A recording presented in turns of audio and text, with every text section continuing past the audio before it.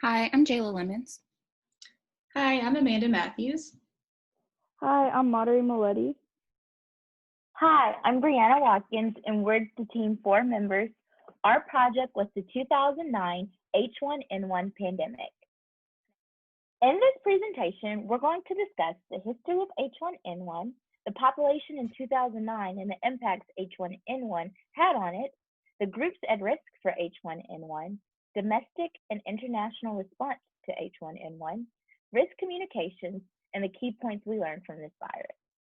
H1N1, also known as swine flu, was a novel influenza virus that made its first appearance on April 15, 2009. The CDC claims the 2009 H1N1 virus was first detected in the United States. The virus was a unique combination of influenza virus genes never previously identified in either animals or people. The virus genes were a combination of genes most closely related to North American swine lineage H1N1 and Eurasian lineage swine origin H1N1 influenza viruses. The virus was first detected in a 10-year-old patient in California and originally was referred to as a swine origin influenza A virus. 2 days later, a second infection was found in an 8-year-old 130 miles away from the first patient. There was no established connection between the two patients. By April 25, 2009, 3 additional cases of H1N1 were reported in San Diego and Imperial County. New York City officials also reported an outbreak at a high school, and CDC testing confirmed 2 additional cases in Kansas and another one in Ohio. By June 25, 2009, the CDC estimated that at least 1 million cases of H1N1 was in the United States. Also, on April 25, 2009, the date referred to before with the other events, the World Health Organization, also known as WHO, declared H1N1 a pandemic. The CDC estimates that between April 2009 and April 2010, that there were 60.8 million cases of H1N1 in the United States. Unlike most flu viruses, the H1N1 virus disproportionately infected individuals younger than 65, such as children and young and middle adults. This has been attributed to a lack of existing immunity for these individuals. Typically, seasonal flu viruses and epidemics disproportionately impact elder individuals over the age of 65, with them typically for 70 to 90% of deaths, according to the CDC. With the 2009 H1N1 virus, the CDC estimates that 1/3 of individuals over 60 had antibodies against the virus, most likely due to exposure to a H1N1 virus earlier in their lives. H1N1 exposure in 2009 drastically impacted younger individuals because there was little protection against the virus through vaccination. The vaccinations that were in place at the beginning of the pandemic only offered limited protection against the H1N1 virus because it differed so greatly from other strands of influenza viruses. An effective vaccine was not developed and available in large quantities until fall of 2009, which was after the second wave of the 2009 H1N1 outbreak had left the United States. The WHO declared the end of the H1N1 pandemic on August 10, 2010. The 2009 H1N1 pandemic occurred in a time of planning within the fields of public health and government. Several experts have believed that an avian influenza A virus was a major pandemic threat due to the endemic of these viruses in poultry in various parts of the world. The planning, development, and regularly exercised response plans in place for a possible avian epidemic were able to be adapted to respond to the 2009 H1N1 pandemic. The world population in 2009 was 6.841 billion people compared to the current 7.765 billion in 2020.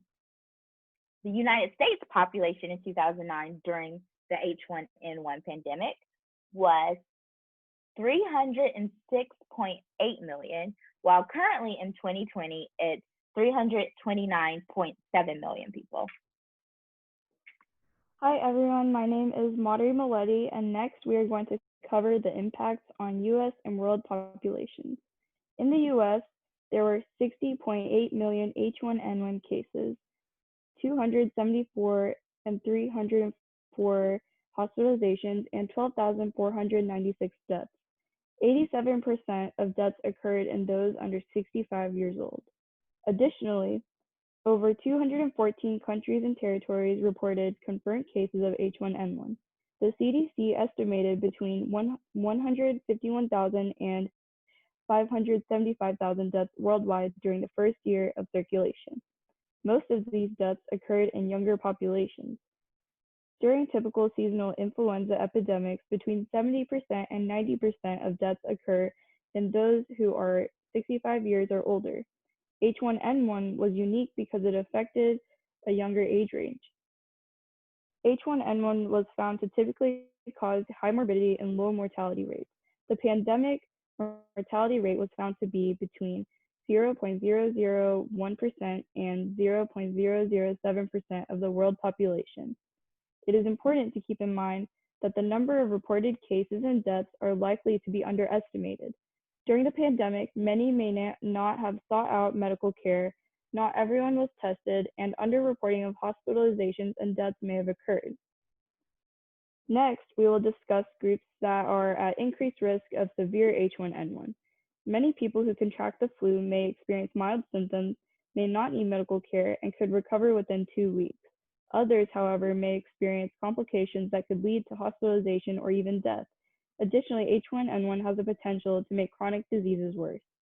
Groups that were determined to be at increased risk of experiencing severe H1N1 included children, young adults, those with underlying chronic illnesses such as chronic heart diseases, weakened immune systems, chronic lung disease, and kidney disorders, those who are obese or morbidly obese, pregnant women, and indigenous populations. Hi, I'm Jayla Lemons, and I'll be discussing both the domestic and international response to H1N1. The H1N1 pandemic was met with a series of preventative measures that spanned between 2009 and 2010. While this is a condensed timeline, it highlights the key components of the initial response to the pandemic. The timeline began April 21st, 2009.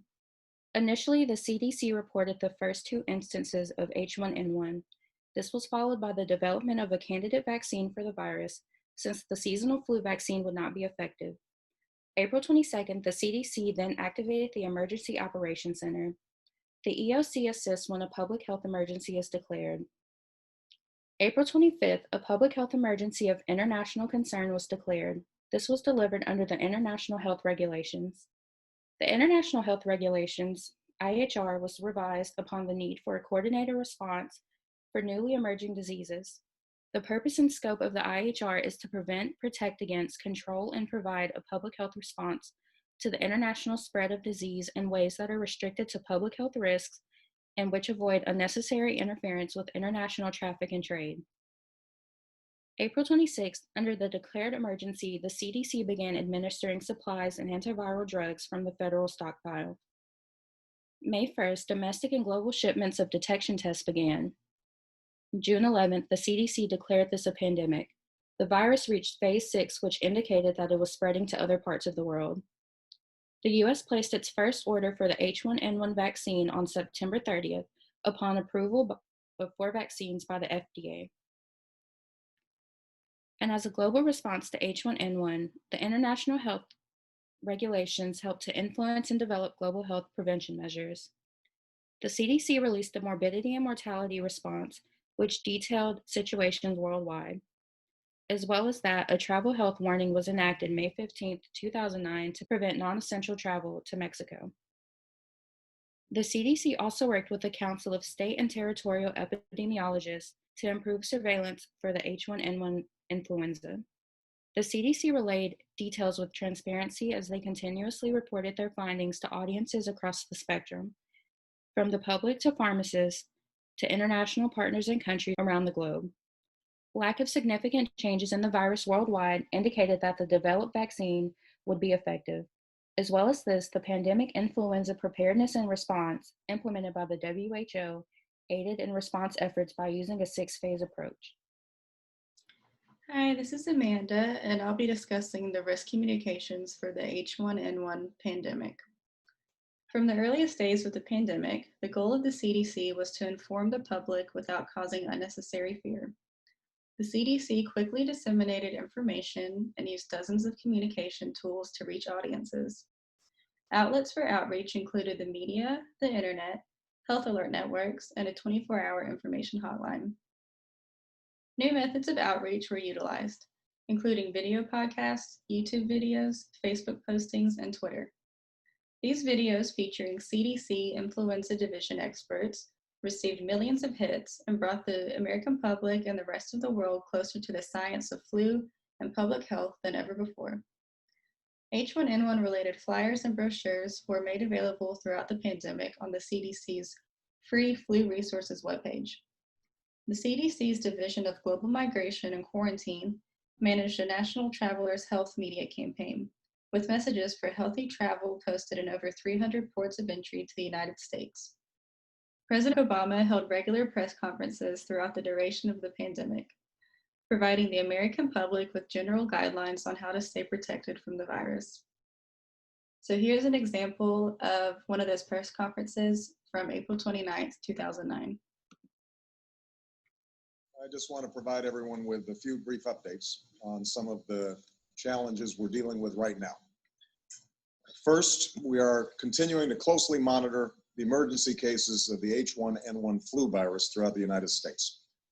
As I said this morning, this is obviously a very serious situation, and every American should know that their entire government is taking the utmost precautions and preparations. Our public health officials have recommended that schools with confirmed or suspected cases of this flu strongly consider temporarily closing. And if more schools are forced to close, we've recommended that both parents and businesses think about contingency plans if their children do have to stay home. I've requested an immediate $1.5 billion in emergency funding from Congress to support our ability to monitor and track this virus and to build our supply of antiviral drugs and other equipment. And we will also ensure that those materials get to where they need to be as quickly as possible. And finally, I've asked every American to take the same steps you would take to prevent any other flu. Keep your hands washed, cover your mouth when you cough, stay home from work if you're sick, and keep your children home from school if they're sick. We'll continue to provide regular updates to the American people as we receive more information. And everyone should rest assured that this government is prepared to do whatever it takes to control the impact of this virus. While widespread information from public health departments was made available at the state level, there was a lack of information about the H1N1 virus specific to local communities. 47 state-level public health department websites provided information about the H1N1 outbreak, within 24 hours of the Secretary of the Department of Health and Human Services declaration of a public health emergency. By contrast, only 34% of local public health department websites, or 52 out of 153, provided information about the H1N1 virus within 24 hours of the emergency alert. More than half of these 52 websites did this by linking to the CDC site or their state's public health site, rather than providing information tailored to their local jurisdictions. Additionally, many sites at both the local and state levels did not have information available in multiple languages. Many people blame the recent decline in federal funding and the 2008 economic downturn for the absence of information from local departments, as well as the lack of consensus regarding the role of these departments. In one way, this outbreak was a rare opportunity for public health departments to test their capability for risk communication. Some of the key lessons learned from the H1N1 pandemic are that public health departments must work with state and community agencies to clarify and institutionalize their respective roles. Public health departments need to ensure the ability to communicate with a variety of non-English speakers. Declines in federal funding for public health emergency preparedness can lead to departments cutting back on staff and activities. Therefore, sufficient funding is necessary to maintain a productive and efficient department. Thank you for watching our presentation, and we hope you learned more about the pandemic.